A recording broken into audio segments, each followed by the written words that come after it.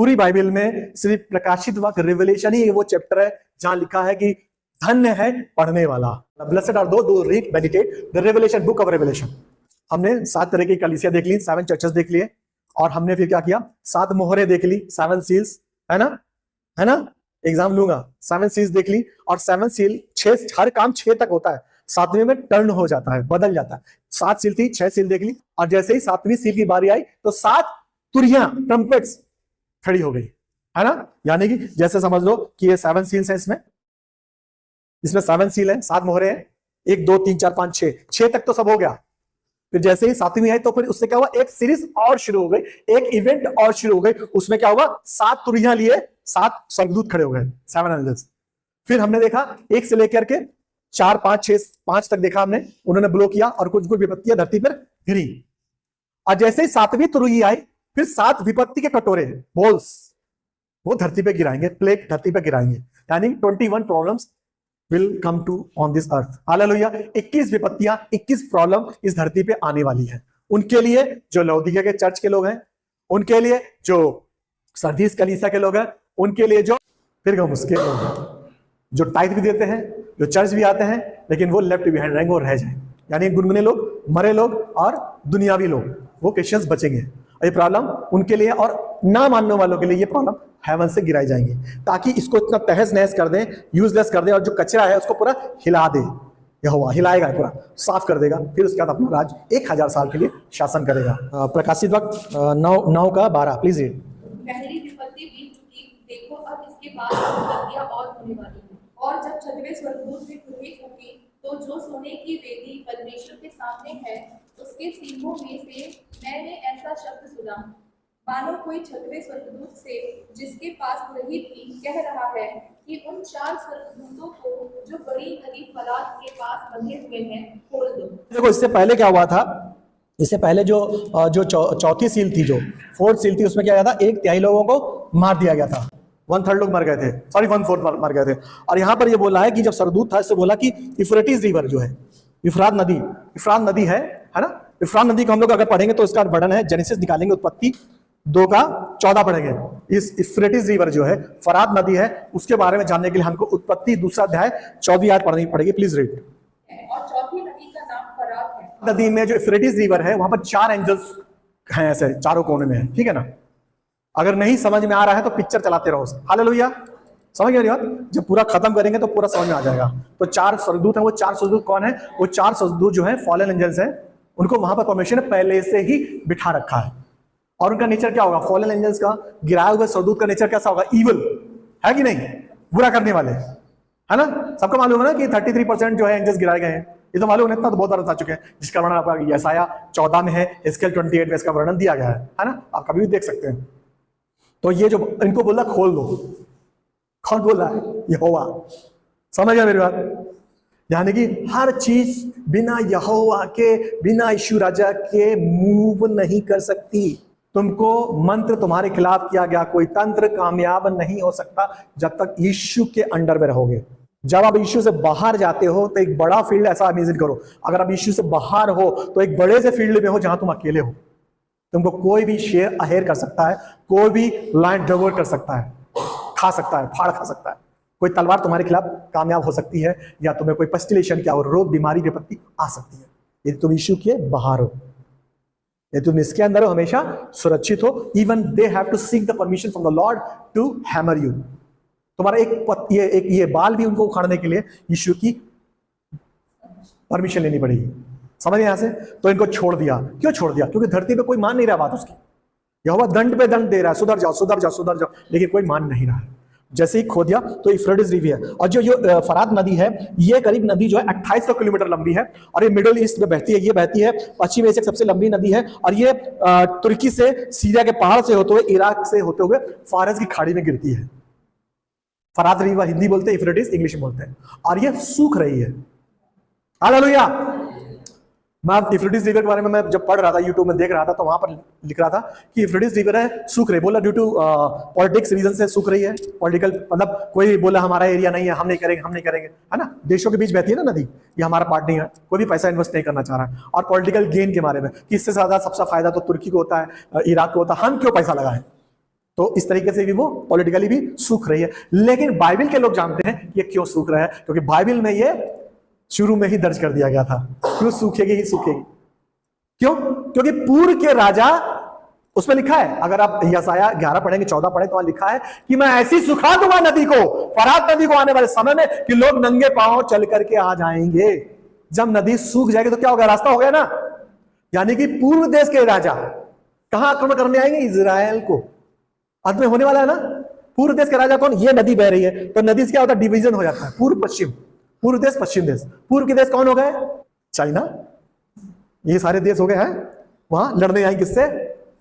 Israel से। यह तो बताऊं आगे कौन कौन से देश अटैक करेंगे, वो भी बाइबल में लिखा है। कौन कौन से देश अटैक करेंगे इजराइल पे, वो भी बाइबल में सदियों पहले ही लिख दिया गया है। लोग परेशान है, हमारे बाइबल में सबसे पहले ही लिख दिया गया। इसलिए फरात नदी यूफ्रेटिस रिवर सूख रही है, क्योंकि जो आर्मगेडन का बैटल है, जो हरिमगदोन की लड़ाई है, वो कंप्लीट हो। हालेलुया। शुरुआत और अंत सब लिखा है इसमें। जेनेसिस शुरुआत, रेवलेशन अंत, सब लिखा है इसमें। आप देखो बुराई भी बढ़ रही है, परमेश्वर काम कर रहा है, बुराई बढ़ रही है। यानी कि जो सरपेंट था, छोटा सा सांप था, अभी वो क्या बन गया है? ड्रैगन। हालेलुया। जो पतला सा सांप था 5 फुट 6 फुट का, अभी कितना बन गया? 80 फुट का एनाकोंडा हो गया वो। ड्रैगन बोलते हैं ना उसको, एक्यूजर ब्रदरन, ड्रैगन, वही पुराना इब्लिस। दोनों लगे पड़े हैं। परमेश्वर के लोग भी काम कर रहे हैं, परमेश्वर की पवित्र आत्मा भी काम कर रही है बचाने में, और ये लोग नष्ट करने में लगे हुए हैं। और उसके बीच कौन फंसे हैं? हम लोग फंसे नहीं है, हम जैमन से बढ़ के हैं। We are the ambassador of Christ Jesus on earth। हम यीशु के राजदूत हैं, हम जीवित पत्रियां हैं, धरती के नमक हैं, धरती के प्रकाश समान, धरती के हम मिनोरा हैं, चलती फिरती कलीसिया हैं। हम किसी से कम नहीं। हमारे पास वो अधिकार है बांधने का और छोड़ने का। है किसी के पास? हम जब बोलेंगे तो आसमान बंद रुक जाएगा, जब खोलेंगे तो आसमान खुल जाएगा। जब हम अपने हाथ से यू करेंगे तो नदी लहू में बन जाएगी, और जब हम यू करेंगे नदी फिर से नॉर्मल हो जाएगी। जलाशयों को सुखाने का, जलाशयों को बढ़ाने का अधिकार हमारे पास है।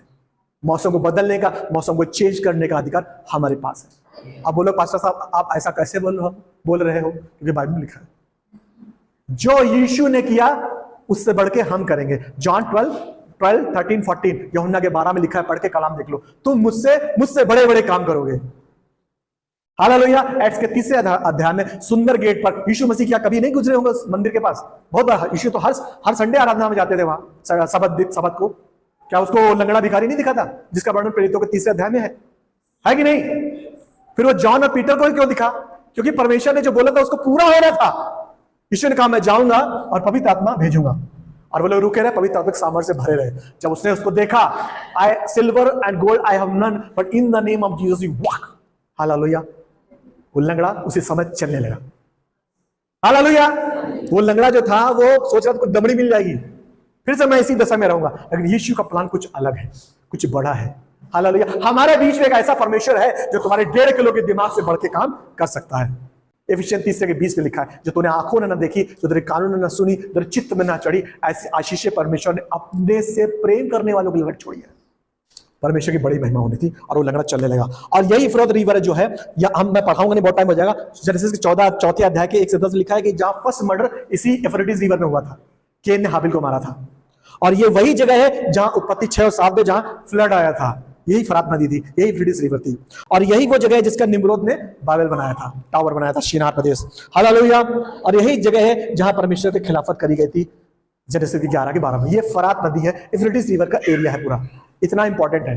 वो सूख जाएगा। क्यों सूख जाएगा? क्योंकि वो लड़ाई का मार्ग प्रशस्त हो रहा है। आगे चल के हम लोग देखेंगे, जिसका वर्णन 16-19 में, रेवलेशन 16 के 19 में है कि जब हरिमगदोन की लड़ाई होगी। इसका मैंने यूट्यूब में लिंक डाल रखा है, पहले से पूरा लिखा है, मैंने बताया इसके बारे में कैसे कैसे होगा। और इसमें लिख रहा है कि उसके बाद क्या होगा। अभी देखो 1/4 मार दिया चौथी मोहर खुलने पर। जो काला घोड़ा था 1/4 मार दिया था ना, पढ़ाया था कि 8 अरब लोग हैं, तो 1/4 मर गए, कितने बच्चे? 6 अरब। हालेलुया। और उसके अलावा कितने लोग मरने हैं? 1/3, यानी कि 6 अरब में बच्चे, उसमें कितने उड़ाए जाएंगे? 1/3। क्यों? वो घोड़े आएंगे। इसमें लिखा है कि 1 तिहाई मार डालने के, इसमें लिखा है वे चारों दूत खोल दिए गए। जब वे चारों शब्दूत खोल दिए गए तो क्या करेंगे? वो क्या करेंगे? वो लिख रहे हैं कि उनको घड़ी, दिन, महीने और वर्ष के मनुष्यों के 1 तिहाई को मार डालने का तैयार किए गए थे। उनकी फौजों की गिनती 20 करोड़ की थी। वे उनकी गिनती सुनी, यानी कि 6 अरब में 1 तिहाई और मर गए, तो कितने बचे? अगर आप कैलकुलेट करेंगे तो 2.78 अरब लोग बचे। 8 अरब से आज की डेट में कितने बचे? 2.78 अरब बस। धरती खाली हो गई। हालेलुया। बट हम लोग ये सब देखने के लिए नहीं रहेंगे। हम लोग कहां रहेंगे? हेवन में, क्लाउड्स में रहेंगे हम लोग। कितने लोग बोलते हैं हम क्लाउड्स में रहेंगे? और ये कैसे होंगे? घोड़े की एक क्वालिटी होती है। घोड़ा क्या करता है? हमेशा युद्ध का जैसे ही समाचार आता है उसको मजा आता है। घोड़े की प्रवृत्ति क्या होती है? डिस्ट्रक्शन प्रवृत्ति होती है। वो जब लड़ाई झगड़ा मार काटता है उसको मजा आता है। घोड़े को इन करता है, अपने दो टाप ऊपर उठाता है। मालूम है घोड़े का, हॉर्स का एक टेंडेंसी होती है। तो उसमें सोचो वो सवार है, उस बंदे में सवार है जिनका मुंह कैसा कैसा है, और उसमें लिखा है धुआं और महामारियों, आग और धुआं और गंधक से मनुष्यों की एक तिहाई मार डाली जाएगी। यानी कि जो आग है, आग बम को बता रहा है, जो धुआं है वो उसको वार को बता रहा है, और गंधक बुलेट को। जो बुलेट कैसे चलती है? गंधक सल्फर से चलती है। और बम से क्या होता है? आग पैदा होती है। और धुआं क्या होता है? आपने देखा होगा कि शाम को जो गाड़ी होती है जब निकलती है, जो मच्छरों को मारने के लिए, वो धुआं उठाती ही नहीं आती है। देखा ना, शाम को नगर पालिका की जो गाड़ी निकलती है धुआं उठाती ही नहीं आती है मच्छर को मारने के लिए। यानी कि उसमें कुछ रसायन है, कुछ केमिकल रहता है उसके अंदर। इस तरीके से जीव रहे होंगे। ये हम इसको बोल नहीं सकते कि यही होगा, बट इस टाइप का फॉर्मेशन होगा। रिजल्ट क्या होगा? लोग मरेंगे। यानी कि हो सकता है एआई, आर्टिफिशियल इंटेलिजेंस ने ऐसी टाइप के हेलीकॉप्टर बना लिए, जो ड्रोन होते हैं छोटे छोटे, वो उनको ही मारे जो अदर देन क्रिश्चियंस हैं। समझ मेरी बात? ये एंटी क्राइस्ट क्या कर रहा है? एंटी क्राइस्ट एक ऐसी संस्था बनाएगा आने वाले समय में जो मसीह का लेवल होगा, लेकिन मसीह विरोधी होगा। वो एंटी क्राइस्ट क्या होता है? एंटी क्राइस्ट का मतलब होता है in place of Christ, that is anti Christ. यीशु की जगह दूसरी चीज को क्या बोलते हैं? मसीह विरोधी। मसीह विरोधी का मतलब ये नहीं बड़ी बड़ी दो सींग है, दो दांत है। मसीह विरोधी वो नहीं होता। मसीह विरोधी कौन होता है? जो यीशु की जगह अपनी लगाए, वो मसीह विरोधी है। अपनी डॉक्ट्रिन चलाए, अपने सिद्धांत चलाए, उसको क्या बोलते हैं? मसीह विरोधी। नहीं, ऐसा नहीं, ऐसा होता है। ये ऐसा नहीं लिखा, ऐसा लिखा है। उसको क्या बोलते हैं? Anti Christ. जो बाइबल में है, अगर आप उसके समर्थन नहीं, तो you are anti Christ. Simple बता रहा हूं, आप जा गूगल में देख लो, what is, who is anti Christ.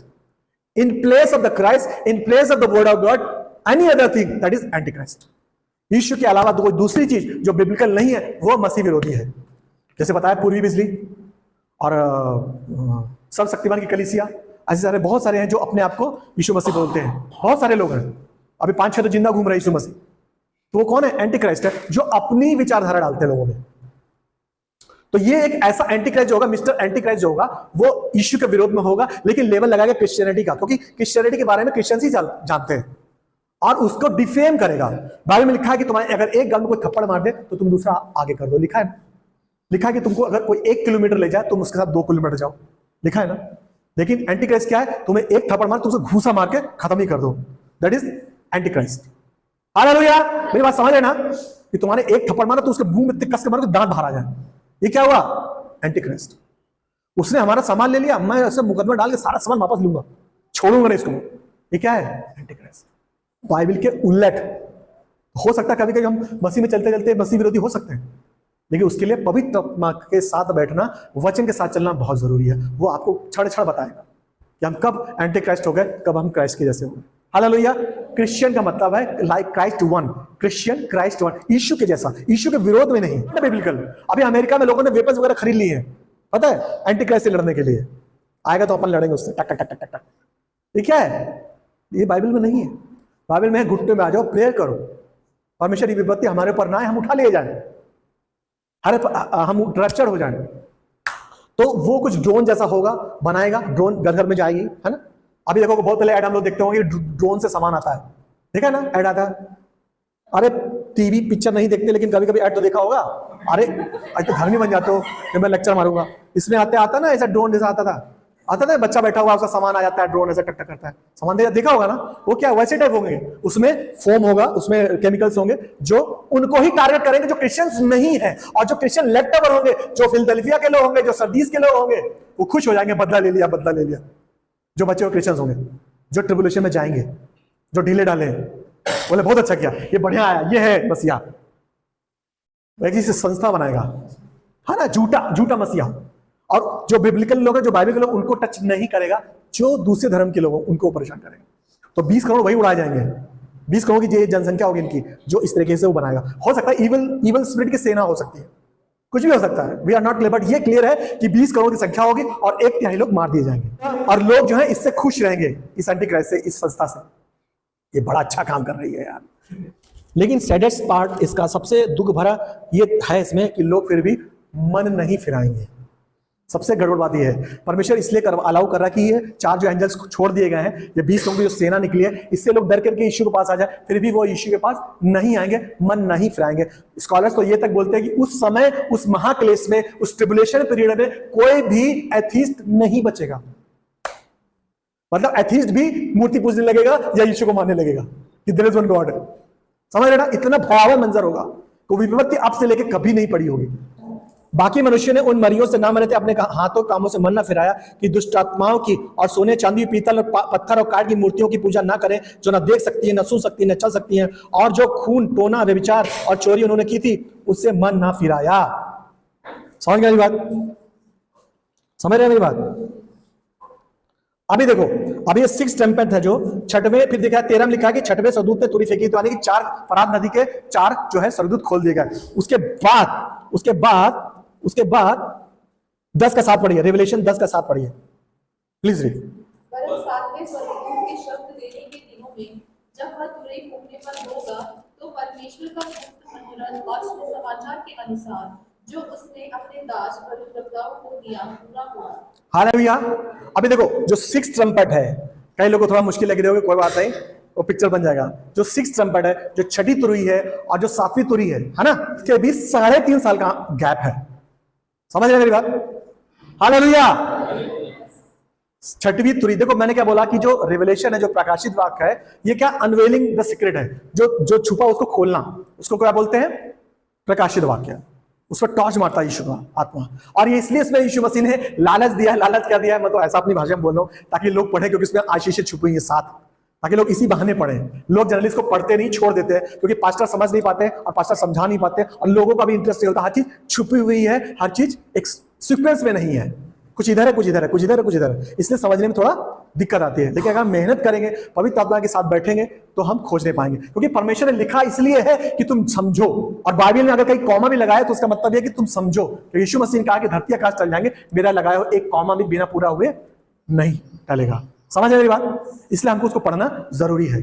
तो छठी तुरी और 7वीं तुरी पर 3.5 साल का अंतर है, और यहां लिखा है Revelation 10 first line to 5th line. Please read. Powerful ये विजन है। सोचो, एक सरदूत है, उसका चेहरा चमक रहा है, उसके दोनों टंग फायर के आग के हैं।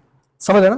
दोनों टंग किसकी हैं? आग के हैं, और वो इतना लंबा है कि एक टांग उसकी कहां रखी है, ये समझ लो समुद्र है, और एक पृथ्वी पर है। समझ रहे मेरी बात? समझ रहे ना क्या बोल रहा हूं मैं? अरे इमेजिन आकाश जैसा लंबा, उसके सोचो जब आदमी लंबा होगा उसकी टांगे भी लंबी होगी ना। समझ रहे मेरी बात? तो वो सोचो, एक समुद्र में उसका पैर है, सी पैर है, और एक धरती पर है, कितना लंबा होगा वो। और वो खड़ा है, और उसकी जो टांगे फायर की है, चेहरा दनक रहा है, और एक छोटा सा स्क्रोल लिए है, एक बुक लिए हुए है। जो यहोवा विटनेस है उसको बोलते हैं कि यही यीशु मसीह माइकल का क्रिएटेड बीइंग है। देखो कितनी ये कल्ट है। यहोवा विटनेस क्या बोलते हैं? यीशु मसीह माइकल है। एंजल माइकल एंजल होता है ना, मिकाएल, वो है। वो बोलते हैं वो बेटा नहीं है, वो क्रिएटेड बीइंग है, वो मिकाएल है, और उसकी तुलना इससे भी करते हैं वो लोग, है ना? हालेलुया। बट ये बाइबल बोलती है कि उसमें देखो कैसे मालूम चलेगा ये यीशु मसीह नहीं है। इसके बारे में बताते हैं, कहां लिखा है। और जो युगानुग जीवित है, और जिसने स्वर्ग को और जो उसमें है, और पृथ्वी को और जो कुछ उस पर, समुद्र की जो कुछ उसमें सजा है, उसी की शपथ खा करके अब देर ना होगी। युगानुग जीवित कौन है? यीशु मसीह। कहां लिखा है? रिवलेशन का अगर पहला अध्याय 18वीं लाइन पढ़ेंगे तो वहां लिखा है कि देखो मैं मर गया था, अब जीवता हूं, युगानुग जीवता हूं। तो उसकी शपथ थोड़ी, यीशु मसीह अपनी शपथ थोड़ी खाएगा। हालेलुया। रिवलेशन के पहले चैप्टर से बोल दिया कि मैं युगानुग जीवित हूं, यानी कि वो उसकी शपथ खा के बोल रहा है। यीशु की शपथ कौन खा के बोला? ये एंजल। और लोग हो तो इसकी पूजा करने लगे, भैया तुम ही सही हो, इतने बड़े हो। हालेलुया। वो किसके अंडर में? यीशु के अंडर में। आप समझ सकते हो अपना यीशु कितना बड़ा है। हालेलुया। Can you imagine? तुम्हारी प्रार्थनाओं से बढ़ के वो, जो लोग सोच रहे हैं कि यीशु के लिए काम कठिन है, उनके लिए मैं बोलना मांग रहा हूं कि वो तुम्हारी प्रार्थनाओं के उत्तर सोचने से भी बड़ा है वो। उसको तुम अपने कैमरे में फिट मत करो। Don't limit infinite in your limitations. तुम उस असीमित परमेश्वर को अपनी सीमित सोच में बंद मत करो। वो असंभव को संभव करने वाला यीशु मसीह है। वो था, वो है, और वो आने वाला है। हालेलुया। प्रभुता उसके कांधे पर है, और उसके नाम से बिजलियां कड़कती हैं, गरजती हैं, मेघों के ऊपर उसका शब्द सुनाई पड़ता है, जलधारा के ऊपर चलता है। वो जीविता खुदा है, हमारा यीशु मसीह है। प्रेयर तुम्हारी आंसर हो या डिले हो, उससे अपने रिलेशन को यीशु के साथ मिक्स मत करो, वो उससे परे है। हालेलुया। अगर आप ये सोच के रखोगे तो कभी यीशु से अलग नहीं होगे। और यहां लिख रहा है गर्जन के 7 शब्द। मैंने देखो गुड फ्राइडे को एक मैसेज दिया था, गर्जन 7 गर्जन थी ना, बताई थी ना, माइम काइम भूल गए, जकराया गर्जन बोले थे ना, 7 गर्जन बताए थे मैंने। 7वां गर्जन था पता नहीं, वो गर्जन करेगा, वो शब्द पता नहीं अभी क्या है, वो गर्जन कर रहा, 7 गर्जन लिखा है, वही देखो फिर आया इसमें। और बोल रहा है कि मत लिख, सब कुछ तो बोला लिखो, यूहन्ना सो मत, hey John don't sleep write it down, यूहन्ना सो मत लिखो। यहां बोल रहा है यूहन्ना मत लिखो, कि जो चीज हमें जाननी चाहिए यीशु मसीह खुद बोलते जानो, जो चीज हमें नहीं जाननी है यीशु मसीह कहते हैं मत लिखो। ईडन गार्डन में यही हुआ, जो चीज आदम ईव को नहीं पता होनी चाहिए वो शैतान ने उनको बता दी, यानी कि बाइबल से बड़े हो गए, बाइबल से बाहर चले गए। इसलिए यीशु मसीह ने कहा कि जो बाइबल के अलावा बोलता है उसका श्राप आएगा, घटाएगा या बढ़ाएगा, वो श्रापित है। अभी देखो गुप्त मनोरथ यानी कि एक सीक्रेट प्लानिंग है परमेश्वर की, वो मत लिखो। वो कहां पूरी होगी हम लोग पढ़ेंगे, इसी में 11वां पढ़िए प्लीज रीड। यानी कि गुप्त मनोरथ है, सीक्रेट प्लानिंग है परमेश्वर की, उसको बोला लिखो मत। अब यहां पर वो पूरी हो रही, 2 विटनेस आ रहे हैं, समझ रहे मेरी बात। ये लास्ट के टाइम में होगा, जो बुक है स्क्रोल है ना जो उसके पास, सरदूत के पास, वो इनके पास आएगी, मैं बताऊंगा आगे चल के। और लिखा है कि इसको खा ले। यूहन्ना जब खा रहा है, इससे पहले 11वें अध्याय के 10वें में लिखा कि इसको खा ले, तो वहां यूहन्ना बोला है कि मैंने इसको खाया तो मुझे मीठी लगी और पेट में कड़वी हो गई। यहेजकेल पढ़ेंगे, बुक ऑफ यहेजकेल, यहेजकेल की पुस्तक 3री आयत पढ़ेंगे प्लीज। यहेजकेल 3rd chapter and 3rd line. जब वो खा रहा है, जो वचन खा रहा है, तो उसको क्या आ रहा है, दर्शन आ रहे हैं। हालेलुया। 1 शमूएल 3रा अध्याय 1ली लाइन पढ़ेंगे। दर्शन किसको आते हैं, किसको आने चाहिए। 1 शमूएल 3रा chapter 1st line please read. 1 शमूएल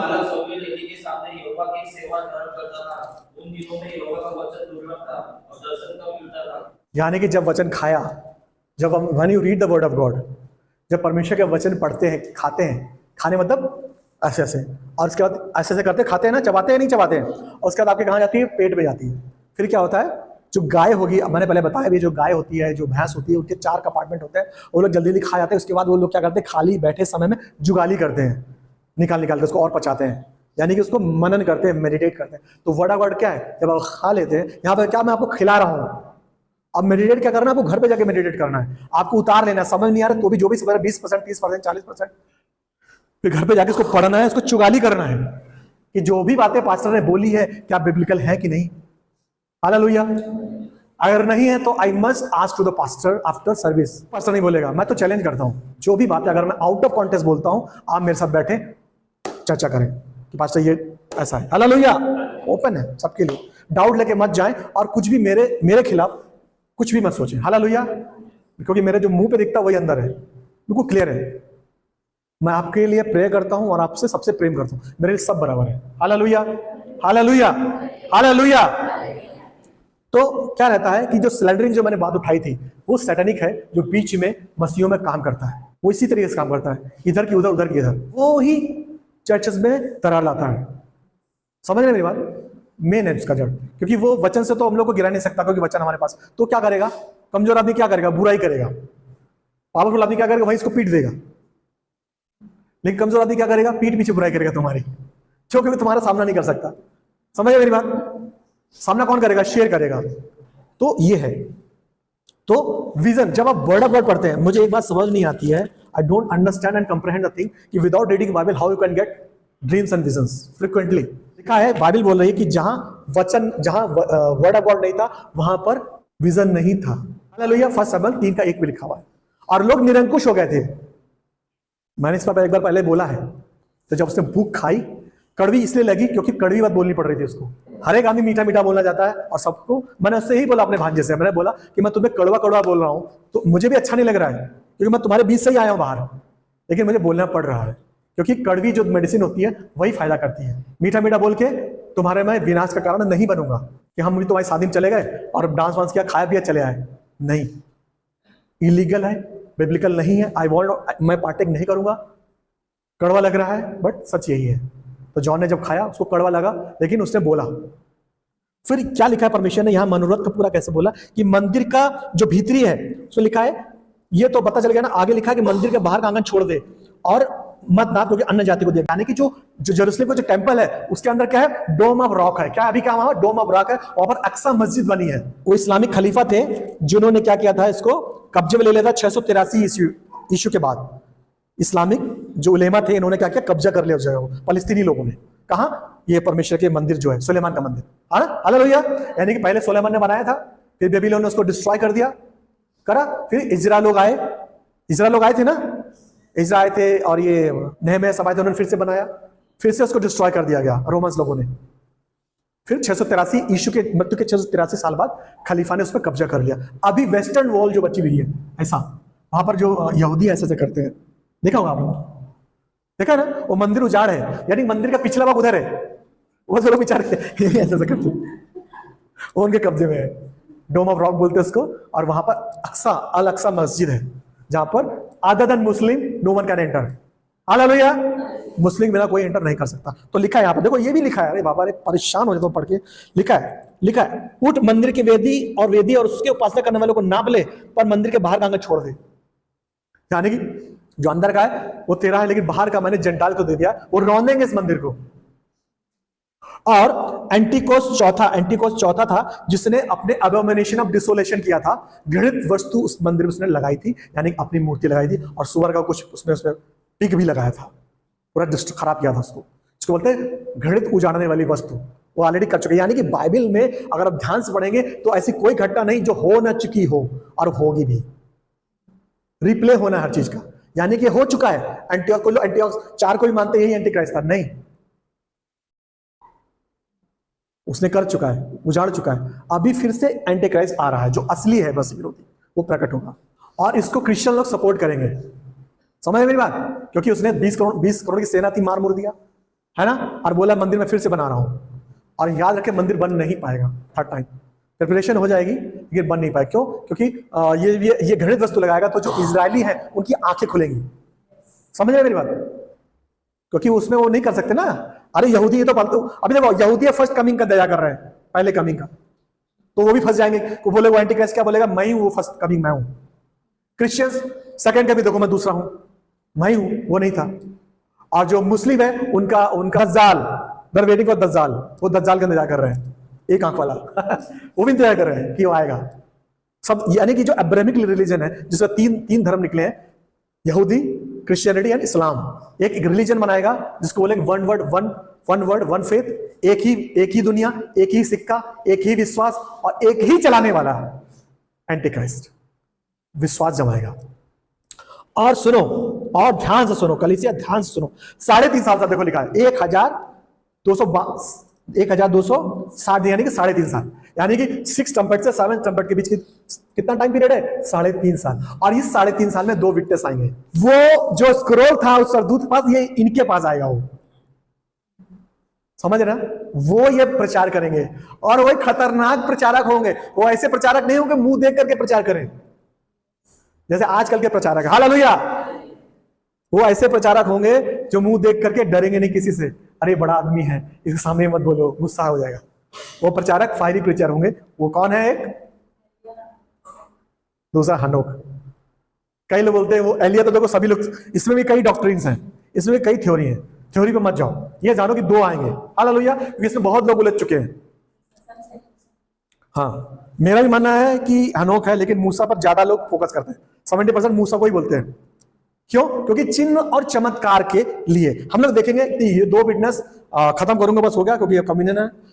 मलाकी 4 का 5 प्लीज रीड, बहुत ही अच्छा प्रोफेटिक है, और मुझे लग रहा है आप लोगों को अच्छा लगेगा पढ़ करके। मलाकी 4:5 पढ़ दीजिए, और कोई डिट्रोनॉमी व्यवस्था विवरण 18 अध्याय का 15 पढ़ दीजिए। देखो यहोवा के उस बड़े और भयानक दिन के आने से पहले मैं तुम्हारे पास एलिय्याह नबी को भेजूंगा। डिट्रोनॉमी 18:15 प्लीज रीड समवन। तेरा परमेश्वर यहोवा तेरे मध्य से अर्थात तेरे भाइयों में से मेरे समान एक नबी को उत्पन्न करेगा।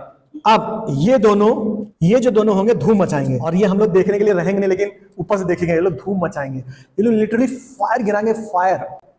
कैसे? 2 किंग 1:10 प्लीज रीड। एलिय्याह ने उस 50 सिपाहियों के प्रधान से कहा, यदि मैं परमेश्वर का भक्त हूँ तो आकाश से आग देकर तुझे तेरे 50 समेत भस्म कर डाले। तब आकाश से आग उतरी और उसे 50 समेत भस्म कर हाँ, डाला। so does 7th chapter and 17th verse, निर्गमन 7वां अध्याय 17वीं लाइन 1:7। यहोवा यूं कहता है, इससे तू जान लेगा कि मैं परमेश्वर हूँ। देख, मैं अपने हाथ की लाठी को नील नदी के जल पर मारूंगा और जल लहू बन जाएगा। यानी कि 2 लोग यहाँ पर कंफर्म हो रहे हैं, एक एलिय्याह और दूसरा मूसा। क्योंकि बाइबल में लिखा है कि मूसा की जो लोथ थी, जो बॉडी थी, उसके लिए मिकाएल सरदूत ने और इन दोनों ने लड़ाई करी है। और लिखा है कि जो मूसा को गाड़ दिया गया था, किसी को नहीं पता कहां गाड़ा गया है। समझ रहे मेरी बात? और उसको मुझे लग रहा है यहोवा ने उठा लिया, क्योंकि अगर मूसा की लोथ मिल जाती, वो लोग मकबरा बना देते और एक बहुत बड़ा श्राइन होता मूसा का, जहां लोग हज करने जाते हैं, क्रिश्चियन ऑल्सो। हालेलुया। समझ रहे मेरी बात? ये तो कहो उसका जबड़ा नहीं मिला, किसका? सैमसन का जबड़ा, गधे का जबड़ा, जिसपे 3000 लोग उसने उड़ा दिए थे, वो भी अगर मिल गया तो उसको भी लोग श्राइन बना के उसको भी जाते हैं, सिमसोन बाबा की जय। ये इंसान की प्रवृत्ति है, this is tendency of man. हमेशा जो दिखता है उसकी पूजा करता है और स्वार्थी होता है इंसान। हालेलुया।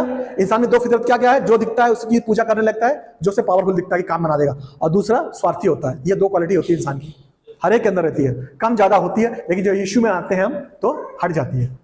हालेलुया। क्योंकि हमारा मन किसका हो जाता है? मसीह का मन। पहला कुरिन्थियों 2:17 में कहीं लिखा है कि हमारा मन मसीह का मन है।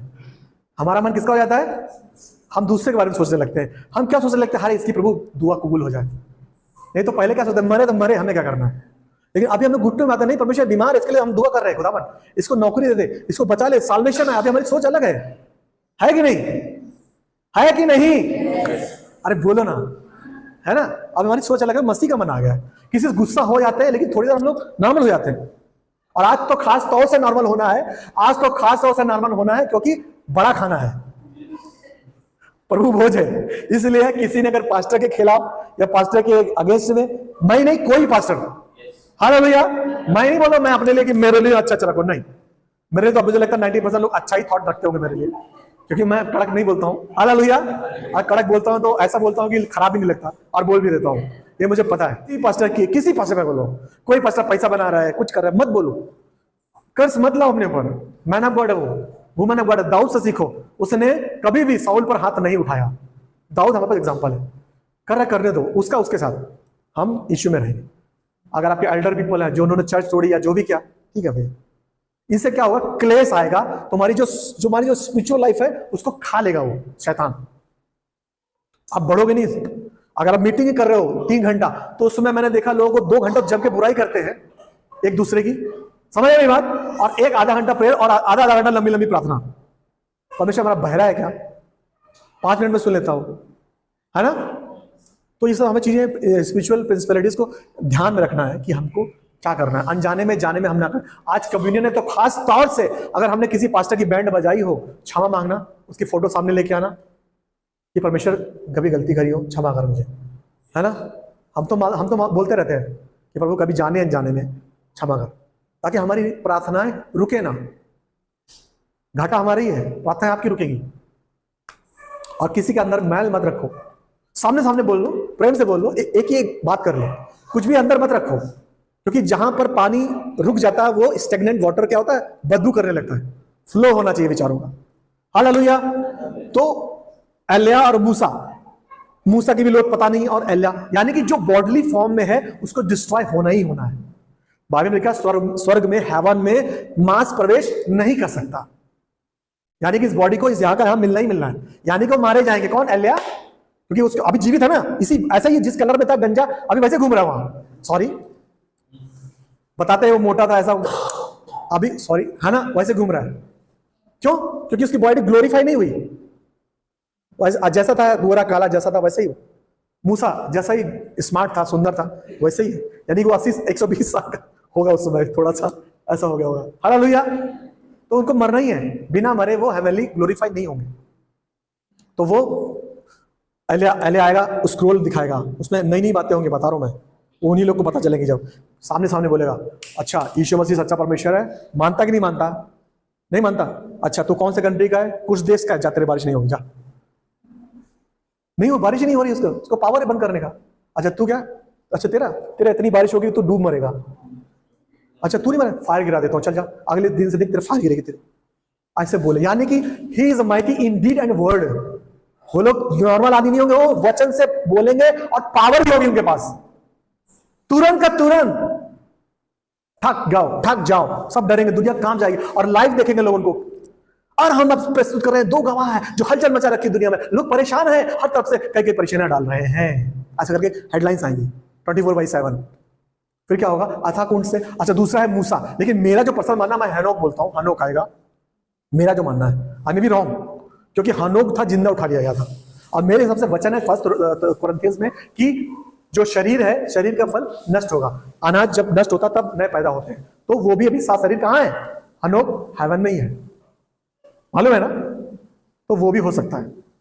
तो this is big mystery. But ये 2 विटनेस है, उसमें एलिया कंफर्म है। क्यों? दूसरा कैसे रीजन है कि जो पहला जो जॉन द बैप्टिस्ट आया था उसको यीशु ने बोला मानो तो वो एलिया है, बोला है ना? यीशु ने बोला मानो तो वो एलिया आ गया है, यानी कि फर्स्ट एडवेंट ऑफ क्राइस्ट, यीशु का पहला आगमन। और ये बैप्टिस्ट जॉन द बैप्टिस्ट का आना, यानी कि उसके अंदर ऑफिस था, जो स्पिरिट था किसका था? एलिया का था। हालेलुया। यानी कि एलिया का स्पिरिट का मतलब क्या हुआ? एलिया का स्पिरिट का मतलब यह हुआ फायरी, जो रूहानी सोचता हो, जो अपने बारे में ना सोचता हो। वो जंगल में रहता था, देखो कौन? जॉन द बैप्टिस्ट, यूहन्ना बपतिस्मा दाता वाला एलिया। यानी कि फर्स्ट एडवेंट ऑफ क्राइस्ट में जॉन द बैप्टिस्ट जो एलिया के फॉर्म में आया, एलिया का ऑफिस लेके आया। अब second advent of the Christ, यीशु के दूसरे आगमन में हम सब जॉन द बैप्टिस्ट हैं, विद ऑफिस ऑफ एलाइजा। एलिया का आत्मा से भरे हुए हम लोग हैं, क्योंकि दूसरा आगमन आना है और परमेश्वर को एलिया चाहिए, फायरी लोग चाहिए, फायर गिराने वाले चाहिए, नाश करने के लिए नहीं, बचाने के लिए। जा तुम मर जा, आग गिर जाएगी कर, बचाने के लिए। तब मार्ग प्रशस्त होगा और परमेश्वर आएगा। और उसका बाइबल लिखा है कि 3.5 दिन तक अथा कौन से बीस्ट आएगा, जिसका वर्णन रेवलेशन 13 में है। प्रकाशित वक्त 13 में एक बीस्ट निकलेगा, एक पशु निकलेगा जो इनको मार देगा, दोनों को। किसको? एलिया, हनोक या मूसा को मार देगा। और 3.5 दिन तक इनकी लाश पड़ी रहेगी। सब लिखा है, सोचो, सब लिखा है। 3.5 दिन तक इनकी लाश पड़ी रहेगी। और सारे चैनल वाले हेडलाइंस दिखाएंगे वहां, मोबाइल में व्हाट्सएप आएंगे, ये देखो लोग मिठाई बांटेंगे, ये देखो ये परेशान करता था, बारिश गिरा देता था, आग लगा देता था, पानी खराब कर दिया था इसने, अच्छा मर गया, पिंड छूटा। हालेलुया। और 3.5 दिन तक उनको कब्र नहीं देंगे, सड़ने देंगे उनकी बॉडी को, गुस्से में। समझ रहे ना? अरे जो मसीह विश्वासी मर जाता है तो क्या करते? कब्र में जाके उसको दफन करते ना, वैसे गढ़ाते रहेंगे। ये बाइबल बताती है कि परमेश्वर आत्मा उनको आएगा और वो फिर से जिंदा होकर के हर पजड़ो रैप्चर्ड हो जाएंगे। लोगों में क्या आ जाएगा? भय, लोग डर जाएंगे। पहला थिस्सलुनीकियों 4 में लिखा है कि हम सोने वालों से बढ़कर नहीं होंगे, चुटकी के बदलते ही हम बदल जाएंगे और बादलों में उठा लिए जाएंगे। हालेलुया।